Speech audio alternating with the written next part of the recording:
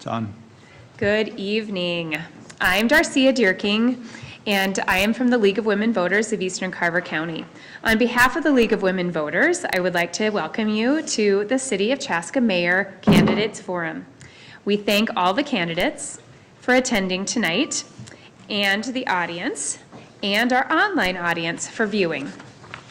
Sponsorship of this forum is a public service, providing you with an opportunity to hear the candidates discuss important issues face-to-face.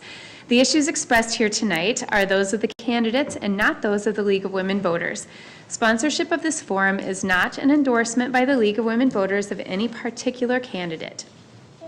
The League of Women Voters Eastern Carver County has a long-standing history in our community of providing unbiased candidate and issue information that is widely used by Minnesota voters, regardless of their political beliefs.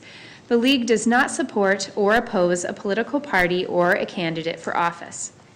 The League of Women Voters posts complete, unedited recordings of forums. Editing is authorized only for official media reporting. Excerpts or edited clips of candidate forums may not be used for partisan political purposes. There is never enough time to cover all the issues. If you feel your question was not addressed, please contact the candidate directly after the forum. And now I would like to introduce our moderator. Barbara Brooks is a certified moderator of the League of Women Voters of Eastern Carver County, and she is not a voter in Chaska. Barbara. Thank you. Good evening. Thanks to everybody for being here. All candidates for Chaska Mayor were invited to participate. Candidates tonight are seated in alphabetical order. Each candidate will be given 1.5 minutes for their opening statements and 1.5 minutes for a closing statement. Opening statements will be given in alphabetical order. The order of answering questions and the closing statements at League forums is rotated. Candidates will have up to 1.5 minutes to respond to the questions. Depending on the complexity of the question, I may announce more or less time per question. Please note our timekeepers up at the front there who have a 30-second and then a 15-second sign. They also have a stopwatch or a stop sign or a call time to be sure each candidate has the full time allotted. We hope that questions will be submitted by the audience. We've received a few already. We also have questions that were previously submitted by email to the League of Women Voters of Eastern Carver County. So let's begin with the opening statements. Our candidates have both indicated they'd like to be addressed by their first name. So we will start with Jay. Great, thank you. Good evening. My name is Jay Rowe, and I'm running to be your mayor.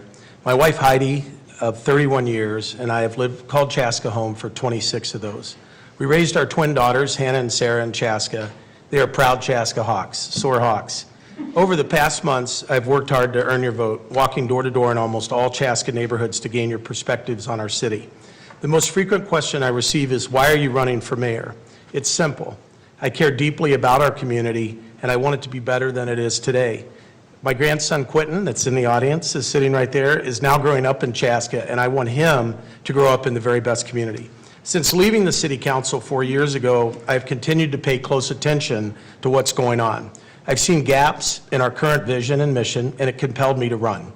The cornerstone of my campaign is to be a community for all. To be a community for all, we need a strong strategy to enhance our vision and mission for Chaska.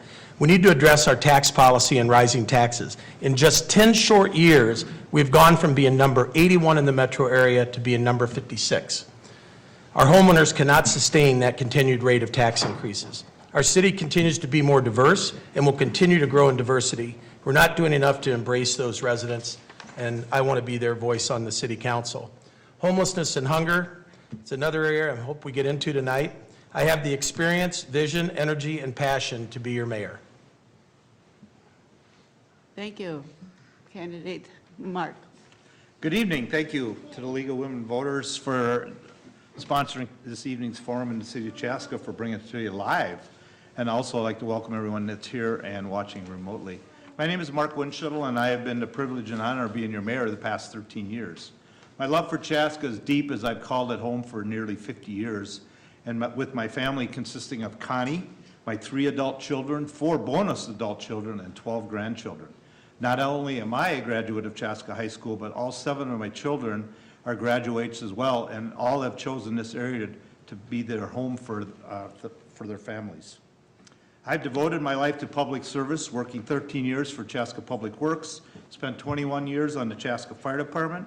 In my livelihood, I served 27 years on the St. Louis Fire Department, retiring as Fire Chief of Operations. My years as mayor in public service have allowed me to gain vital experience pertaining to city government, budget, employee relations, which I believe have provided invaluable benefits to the residents of Chaska.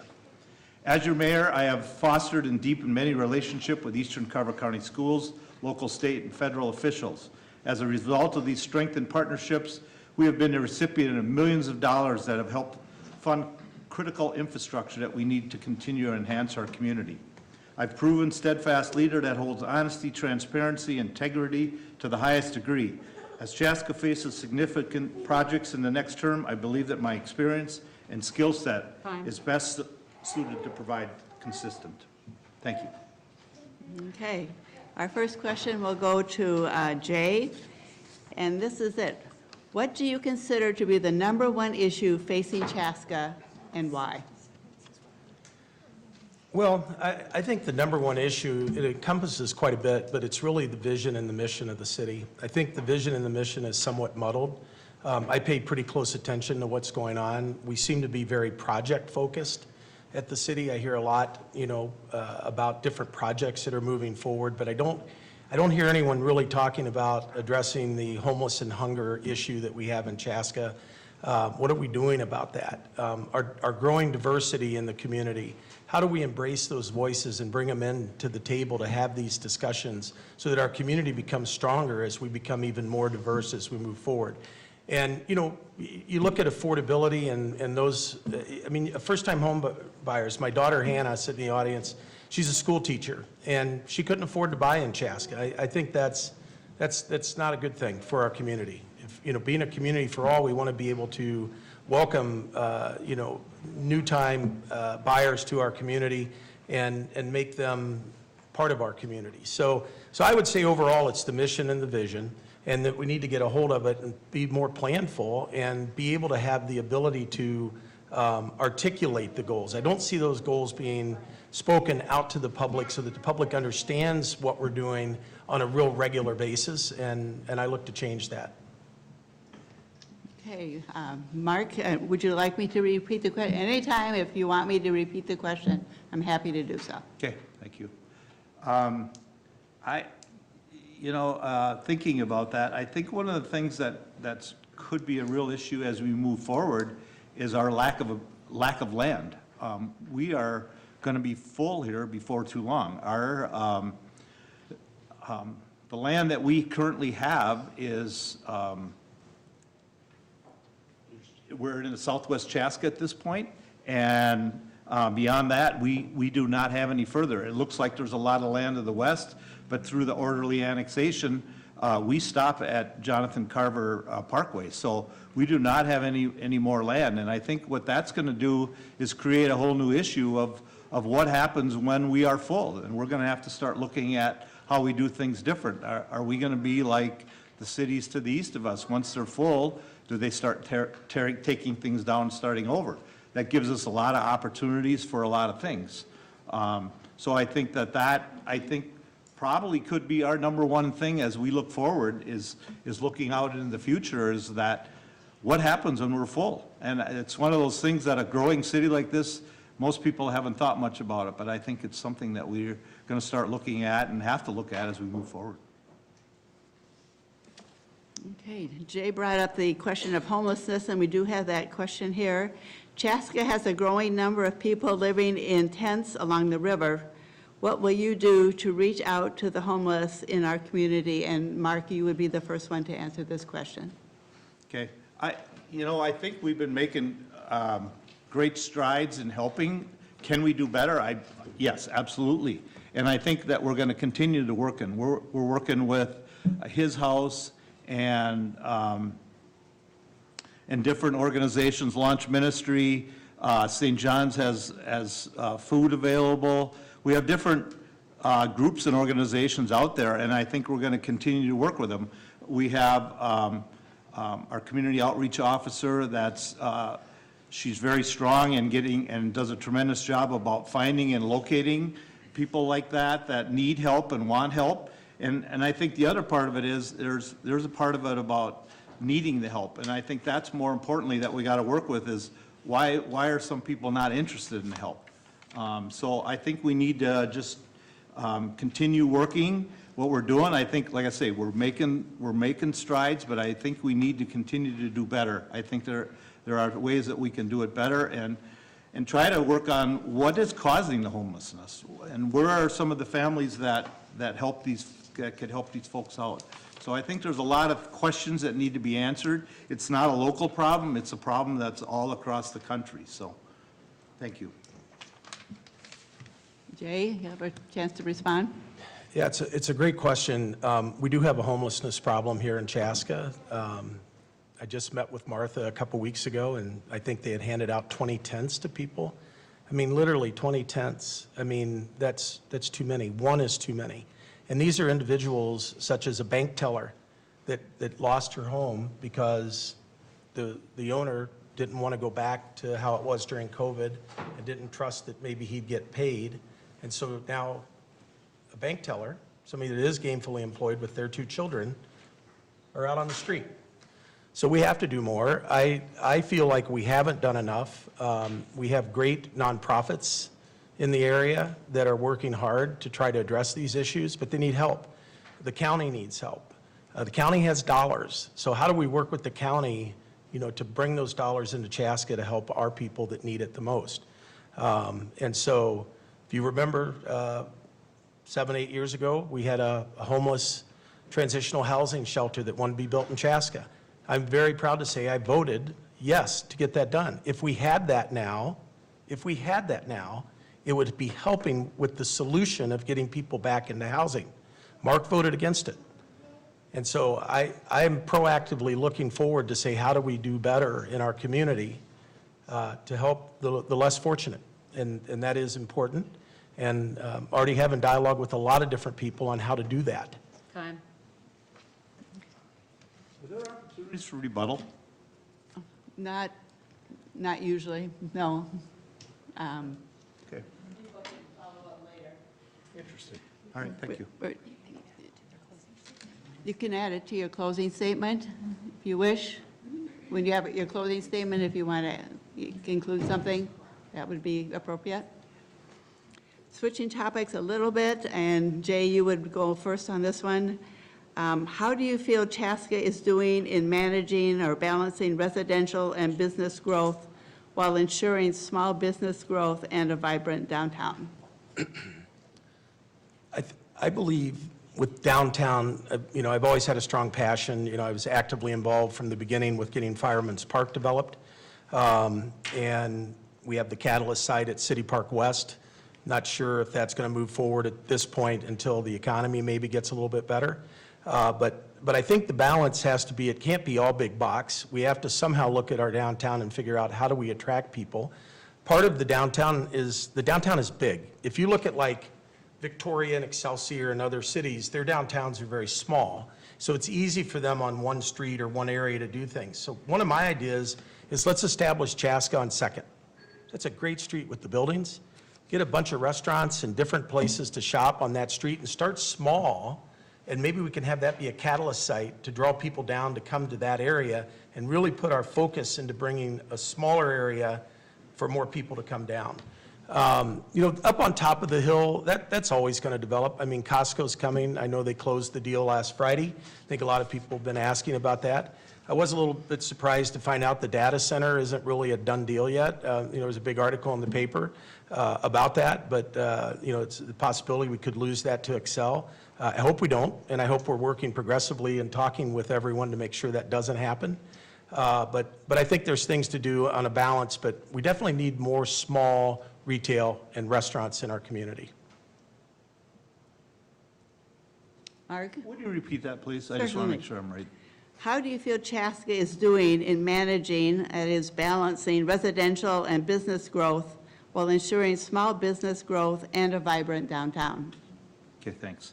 Again, I think that we've been doing a really pretty good job at creating that. And why I say that is that we've completely revitalized the downtowns as far as streets, utilities.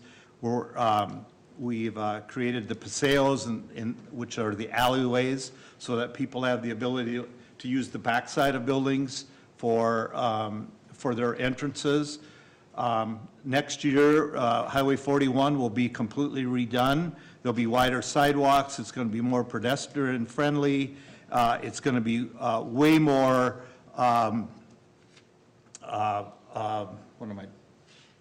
for businesses. I think it's going to open the door for local businesses. We do have some open spaces downtown right now, and I think there's some uncertainty with Highway 41 going to be in a construction point all next year. But I think those are things that we've been working on for the past 10 years about creating that kind of environment downtown that makes it friendly and inviting. And we're still working on the block next door. We're looking at some federal funding, as it is a regional asset to the community. So we're waiting to see if we can get some federal funding to help that move forward. So I think that we're doing, again, I always say there's always more we can do, but I think we're doing a good job right now in trying to get it there. Okay, moving on to the next question, which is somewhat related, and Mark, you will have the first opportunity to respond. What action, if any, will you initiate to ensure that downtown Chaska does not become a food desert with no grocery downtown? Good question. You know, we've been working with the local grocer for all my time as the mayor. We've gotten a couple opportunities, we've gotten a couple grants for them, but it was a big step for them to move forward and take on.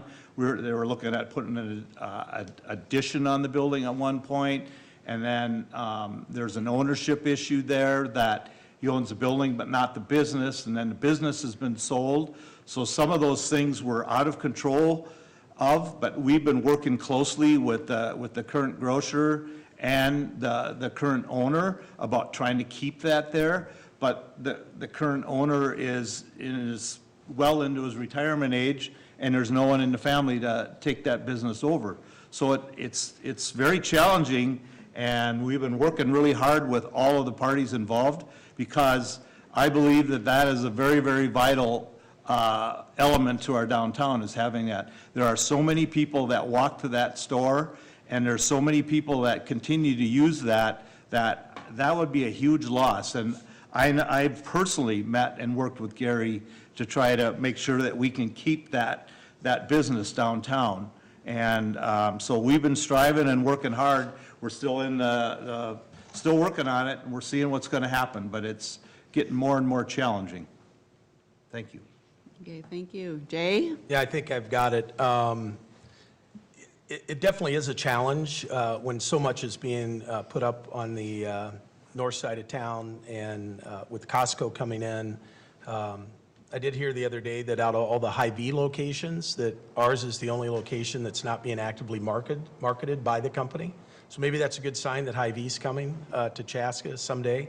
But I think that where I see the gap in those type of things is, I've always thought that we needed a much stronger economic development, individual person working daily and looking at bringing businesses, being out meeting with different businesses and trying to attract them into Chaska.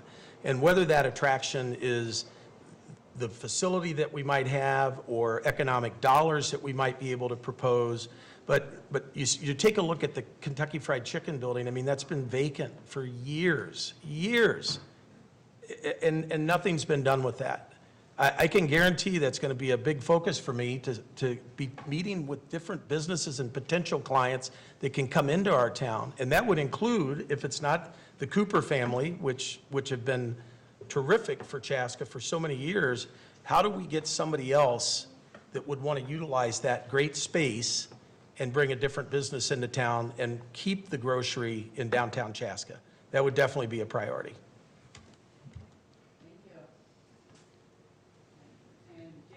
First one to respond to this one.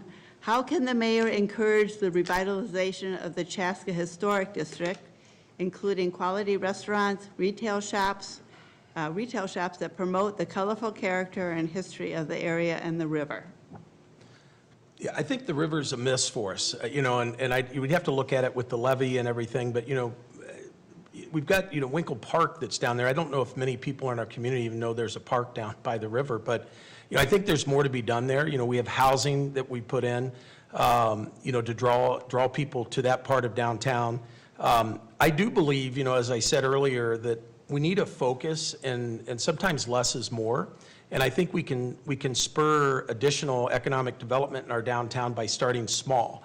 When you look at Fireman's Park and the Curling Center, and then you look at City Square West, those are very big projects for the city to take on.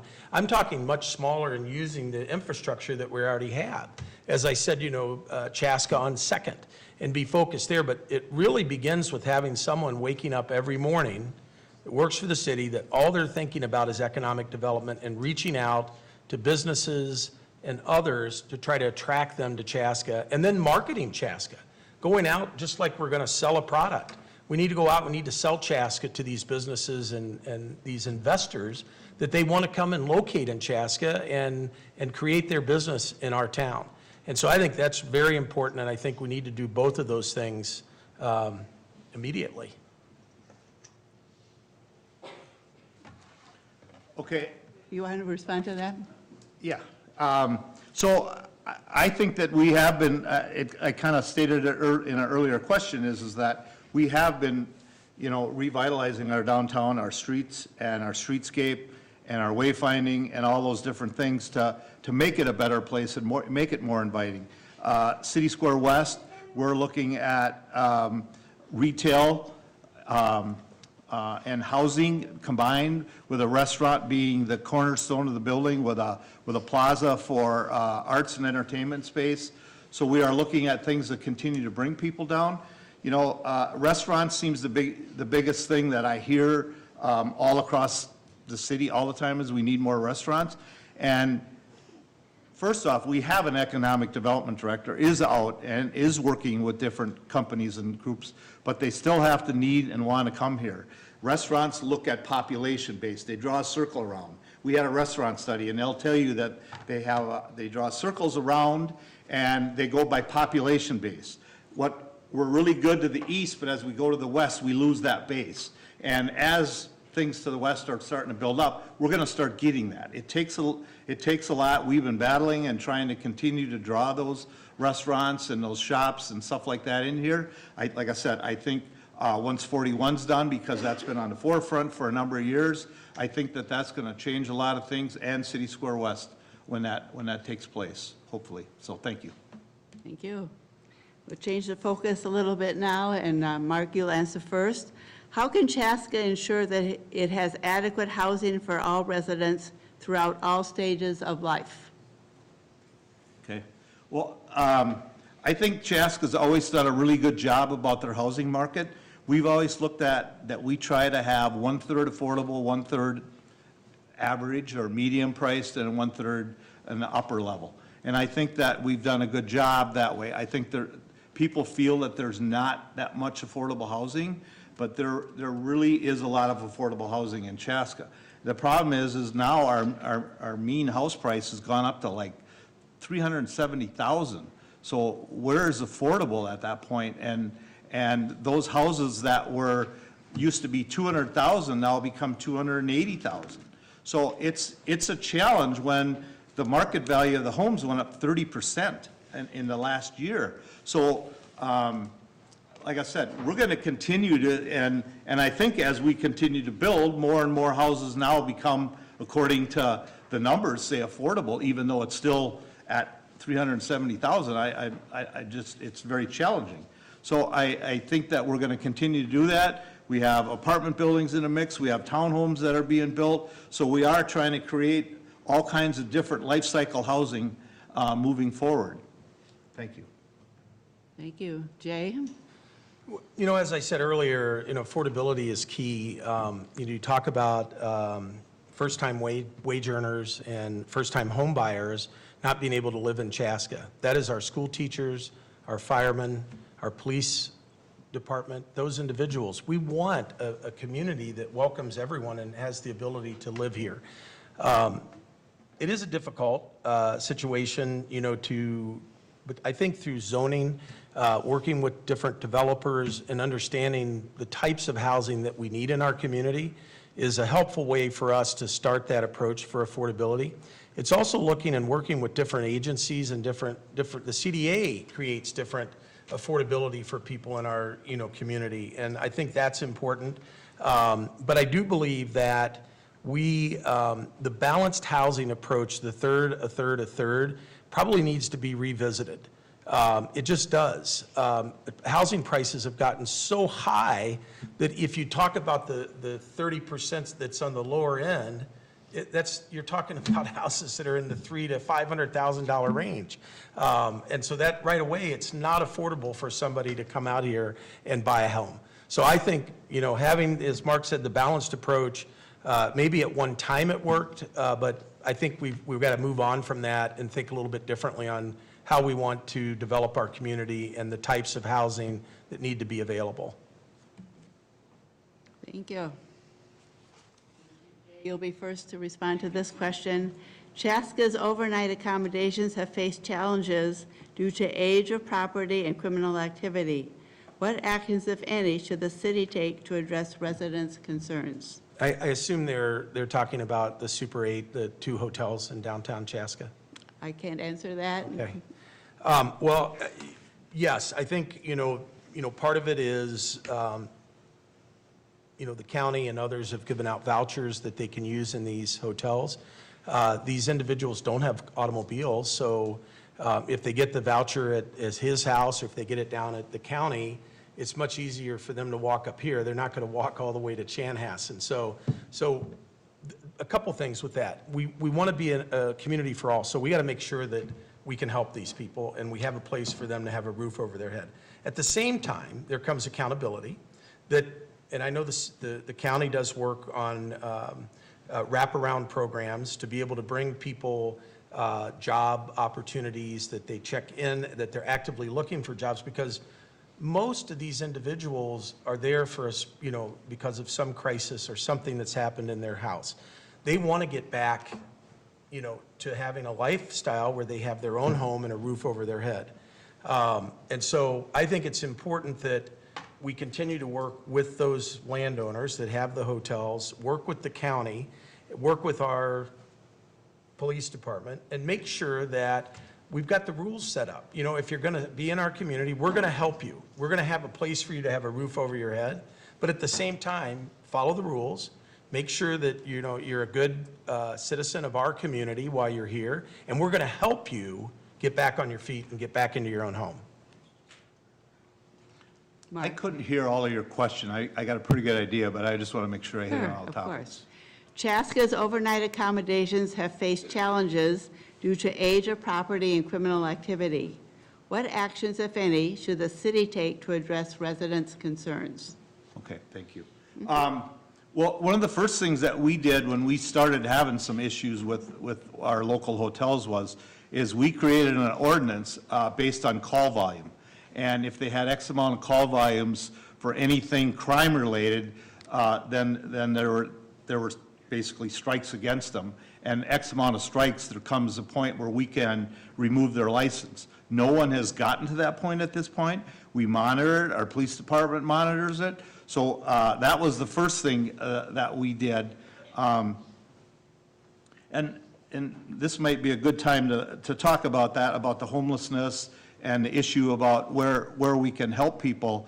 It was stated that the transitional housing that I voted no against, I just want to clarify that the transitional house project has been approved and it has been voted. I voted no on the first time when it wasn't quite ready for moving into the next phase of building. But that has been approved. That's been there for a couple years waiting for them to continue. They don't have all their financing at this point, I think.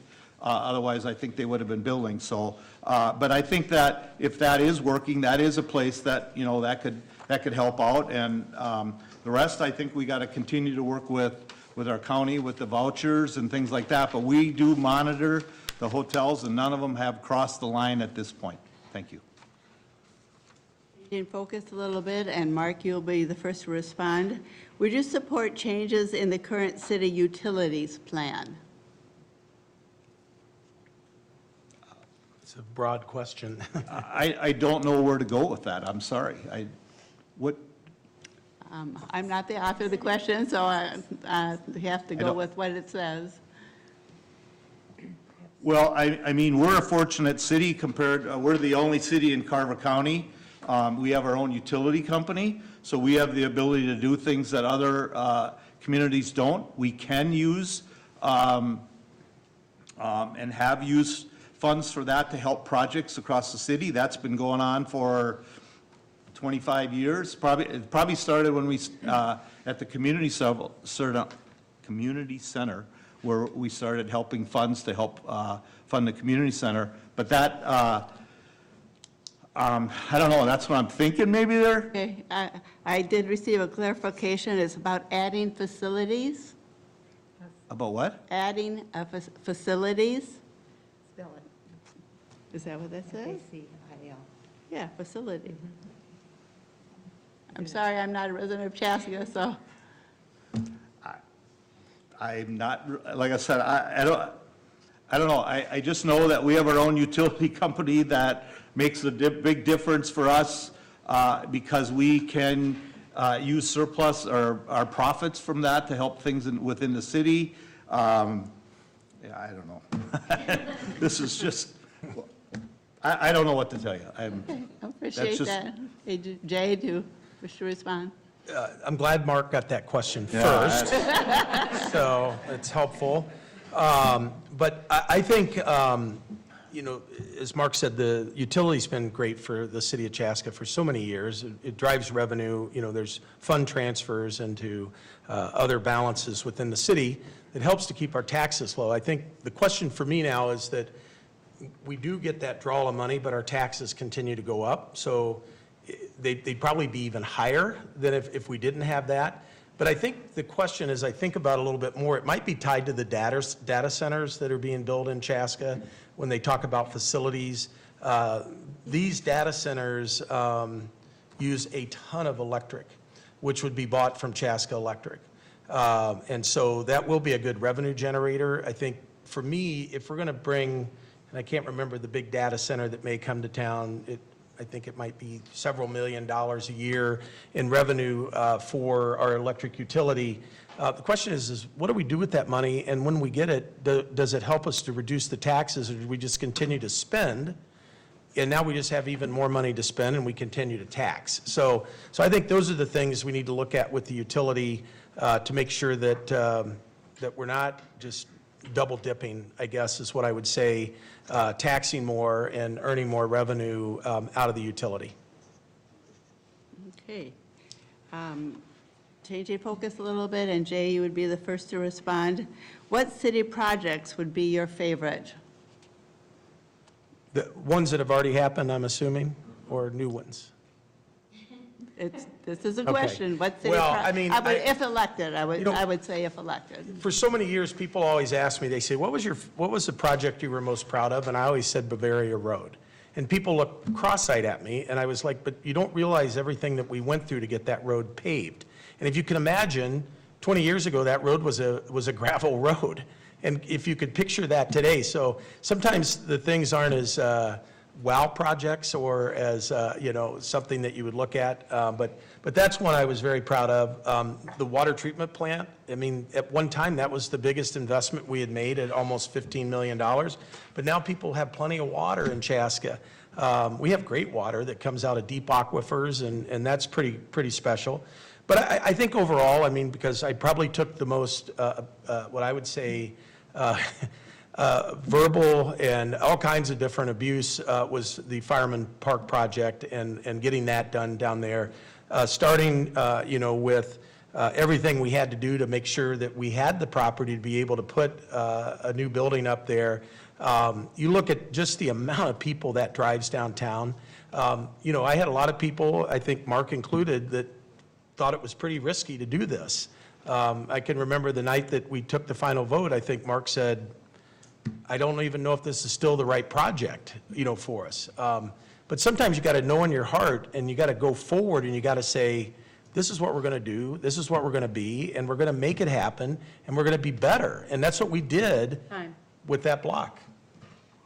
I'm just going to remind you that we don't, that we are here for an open and orderly exchange on the issues and no personal attacks, so please keep that in mind. And then we will move on. Although, Mark, you didn't have a chance to respond to this question, what city projects would be your favorites if elected? Well, I think one of the projects that kind of the same thing, that kind of is the unsung hero, was the time and effort that I put in on the County Road, or Highway 212 and Big Woods Boulevard, the interchange that was put in there. I made many trips to the state capitol. I even went to Washington, D.C. as part of a transportation coalition to lobby to get $10 million to put an interchange in there. Why is that important? As you look at me and go, why? Because what that did is it took 200 or 300 acres of land west of that and took that land that would have been for housing. We can now turn that into an industrial park. And we're already working on getting the infrastructure there. That project's in place. It's a 3-year project to get the sewer to that system. But once we get it out there, the owners of the land are like right close to signing to approve their or to buy their property to turn it into an industrial park, which would be equivalent to the one that we have off of 41. So to me, that's a huge turnaround in financial dollars for us. And as far as the Fireman's Park was a big challenge, and it took a lot of negativity, and absolutely, but it's a great project, and happy that we were able to make that work, and more importantly, happy that it's very, very successful. Thank you very much. And you'll be the first one for this question. What is your vision for open communication with Chaska residents if you are elected? Well, again, that's kind of open-ended, but I will say that we've been working very, very hard communicating with our residents. We've hired a communications manager, which we haven't had in the past, and being able to get out and get around, and he is helping create more opportunities to get out in the community. We have more, we're getting more and more city functions and spin-offs of larger functions, smaller functions at the local parks to go to. So we've been doing a lot, like we're looking at a large building project. Our city buildings are all 30 years old and need work.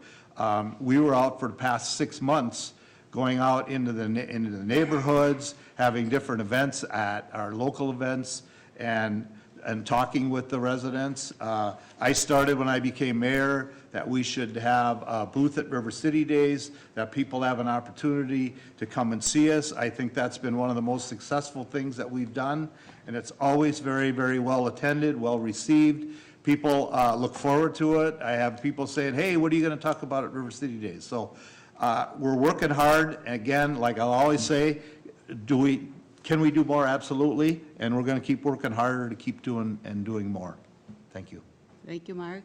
Jay? Yeah, I think this is an area I talked about in my opening comments that, I've seen some gaps. I think that we need to be more proactive with our communication. I think just this past summer, when everybody's utility electric bills went up through the roof, there was a lot of people that you saw on social media that didn't know it was coming, didn't know anything about it. And so I think that was probably a miss by the city to not have over-communicated that to folks, that they understood that their bills could possibly change. I think when you talk about the strategy and the mission and the vision, I think that's incumbent on the mayor, myself, if I would be fortunate to sit in that seat, to really over-communicate to the people, what are our goals? How are we measuring those? And are we being successful in what we're trying to accomplish for the city? And so I'm big on communication. It's what I do in my day-to-day job every day. And so I believe that we can always do better in that area. And I think we need to, in the process of development or anything that's changing in the city, over-communicate. We have up in a neighborhood, I found out the other day that they've got some people that are going to buy some land that's in an easement, and the people that butt right up to it didn't know anything about it until the stakes went into the ground. That's wrong. We need to make sure we over-communicate that, so those things don't happen to our residents. Okay, thank you very much. And you, Jay, you'll be the first one for this question. If elected, how will you deal with critics or someone with whom you disagree? Well, I think I've learned over the last 20 years, I probably 20 years ago would have answered that much differently than I would tonight. I'm much older and wiser. I made some mistakes along the way back then, and I think I've learned on how to sit back, listen, and try to formulate my response before I respond. And so you're going to have that, in this role. I sat up here as a city council member for 14 years. I took a lot of letters to the editor and different things like that. So I think over that period of time, my skin got pretty thick. And, as I mentioned, what I do in my day-to-day job in running an organization, the sales organization, we deal with really great customers, and we deal with some customers that are very difficult to deal with. Those usually get to my level to have conversations. And so I think my experience and background with all that has put me into a really good position to be able to have civil discussions with individuals, but at the end of it is to work through it with them and come to some solution of how we can come out of it with a win-win for everybody that's involved. And that's the key when people come in here and come to see the city council. Sometimes they walk out and feel like their voices weren't heard. And that we don't want to have happen. And so I want to make sure that everybody's voice is heard in Chaska, and sometimes we're not going to agree, but if you feel that your voice was heard and that input was taken, I think people feel a little bit better. Okay, thank you, Jay. Mark? Yeah, I think the best way to take critics is take them straight on. The first year I got elected to office, I had someone call me and leave me a pretty interesting message, we'll just call it that. And I turned around and called him that night when I got home from work. And I think when they answered the phone, they dropped it when I said I was the mayor of Chaska, returning their phone call. So I've learned that since that time that those people now become allies for you, that because you went ahead and went and talked to them right away and didn't walk around it. Same thing goes now. The big thing is social media. You have to deal with social media, and how you deal with the critics is one, you either handle it there or you take it offline and say, let's sit down and talk about it. The one thing I've learned, and I've learned it a lot, I've been in public office and public service for a long time, is we can't always say yes to everything that people want. But the important thing is you have to let them, it's how you say no to them is what they remember. And you have to explain why that it's not possible to do something or do things. And, I still have people on social media that are putting funny faces on every post I do. But I don't block them, I continue to leave them do it. They're making a fool of themselves, not to me. So, thank you. Thank you. And Mark, this would be for you, for both of you, of course, but Mark first. What would be your plan to reroute heavy traffic from downtown Chestnut Street? Well, so right now the plan is that Highway 41 will be in a full, I assume you mean during 41 construction. Again, that's right. So I'm assuming it's 41 construction. That the full detour is already set up, and I believe it's 101 back over to 212. Their heavy trucks will not be allowed to come into Chaska. There'll be a period of time where 41 will be completely closed, so there won't be any traffic. And once they get the First Street connection and the 6th Street connection done, then we'll be able to open the river and come in from the north. And we'll be using Walnut and Pine Streets. They will be limited to cars. And obviously, though, we have to allow trucks to go in and service the business downtown. So you got to find that fine mix. But the idea is that we actually asked to have that open because originally the whole Highway 41 was going to be closed the whole summer. That we, once those connections are open, that we can allow residential or cars, basically, to be able to use Walnut and Pine, Pine going north and Walnut south, I believe is the plan right now. So that's the best way that we should be able to keep trucks and gravel trucks out of downtown and out of the residential area. Thank you. Thank you. Jay? I'm going to take it from a little different approach. I think that the only way we solve 41 is we get the traffic off of 41 with a bypass.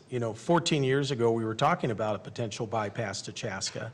And between Chanhassen, Carver, and Chaska, we could not come up with an agreement of which of the three options were the best. So I think it's a time to start revisiting those discussions with MnDOT. And you could talk to Councilmember Bob Lindahl, who spent countless decades to get 212 done, how long projects like that take to get done, just mainly from the financing that's needed. But I still am questioning a little bit the project in downtown. It's going to be one lane with turn lanes, and you're going to put semis on that one lane. I just still don't think it's going to solve the issue. I remember when I was up here and MnDOT came in and talked about putting the bollards in and stopped us from our small little town. When you go downtown, you want to turn left and right and be able to go to where you want to go. Now, you can't do that on every street. And we were told at the time that it was a safety fix, and they thought that was going to solve the issue, and it didn't. Here we are again. We're going to shut downtown traffic down for a month. It's going to hurt some of the businesses. I know that has to be done, but we need to look at it from a different approach, and we got to get the traffic off of there, because those trucks, even though they may go to 101, they're going to want to come back to 41 because it's quicker. Okay, we have time for one last question, and Jay, you'll be answering first. What kinds of policies, if any, will you pursue to promote social and racial justice in our community? Well, I would hope we don't need a policy. I hope that's in all of our hearts, and the mayor's, my heart, and the council members' hearts, that that's what they want to do. I think it's vitally important for our community to be inclusive and to welcome new voices in all the time.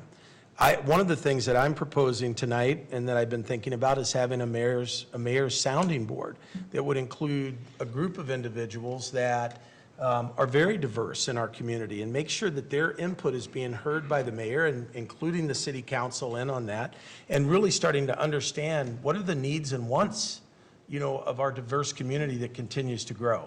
So I think that those things are all very important to do, to include those voices. I mean, having the events and things along those lines are great, but it doesn't really address what we're trying to accomplish for the long term and the vision to be a more diverse community and a community for all. And I think those are the things that we would want to look at and do right away, and have that involvement and make sure that we're hearing what everyone is saying. Now, there's all kinds of people that have different agencies that we're working with, that we're meeting with. And I'm hearing an awful lot from those people on what they think we need to do better. And so as mayor, I would be listening and then trying to work together on a plan to make Chaska that community for all that I keep talking about. Time. Thank you, Jay. Mark?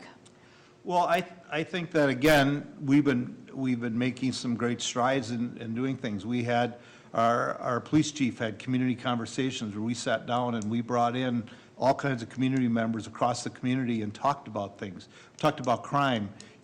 Crime came up earlier. Chaska's rated 12th of the top 20 cities in the state of Minnesota. So our crime rate is, I would call it relatively low if we're 12th out of 20 in the cities. So, but we've done that. We've created great partnerships. Dustin Brockmeyer, the owner of Riverview Terrace, is an absolute great partnership that Dustin is determined to have all of his residents succeed. He works in partnerships. We work with him on different things. Our community outreach officer, Julie Jenke, goes down there and has soccer programs with the kids.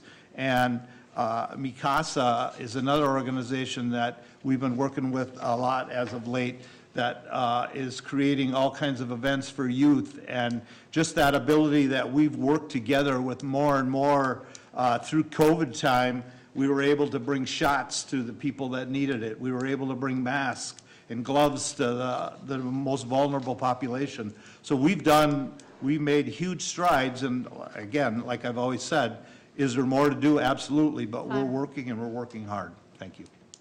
Thank you, Mark. So candidates will now have 1.5 minutes for your closing statements to summarize your qualifications and positions.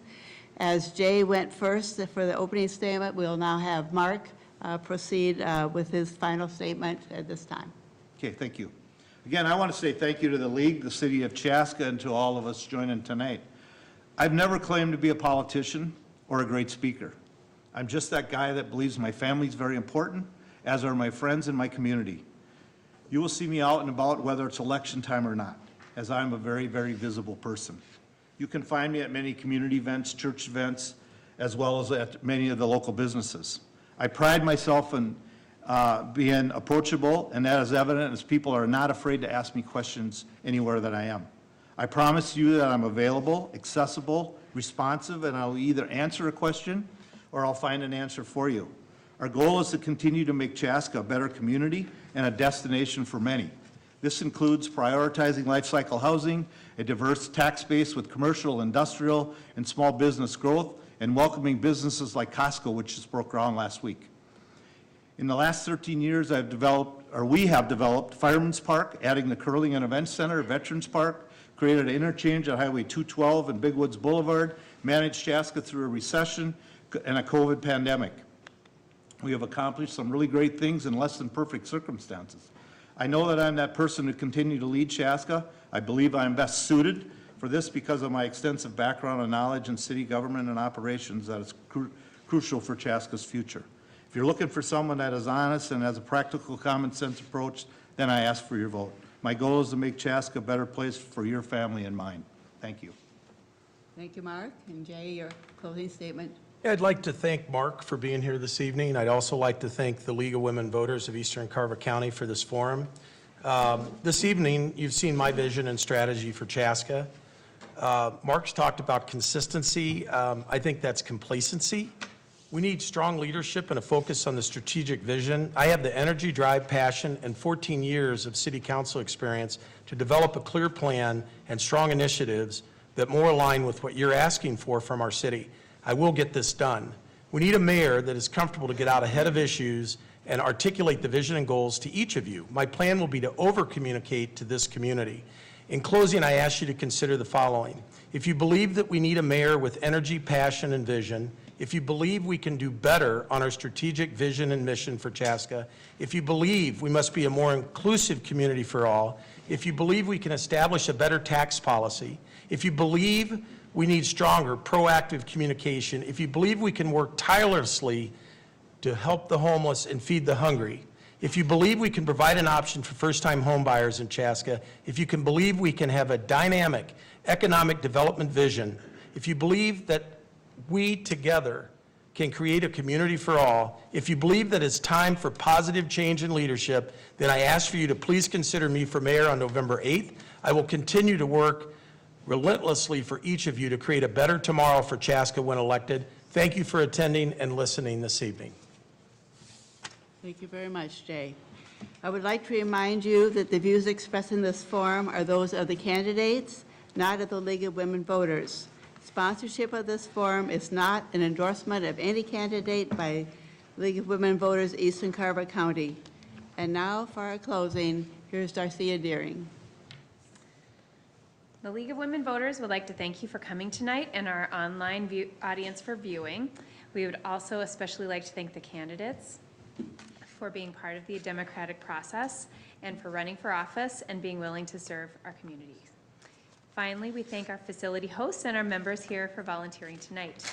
The League studies issues important to our members and to the health of our communities. If you are interested in finding out more about what we do and how you can make a difference, please pick up a membership brochure at the registration table or visit us at lwvmn.org.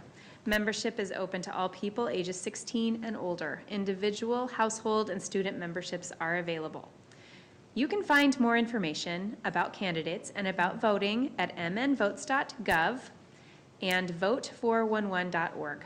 This forum has been recorded, and the link will be available on the League of Women Voters Eastern Carver County Facebook page, Instagram, and Twitter.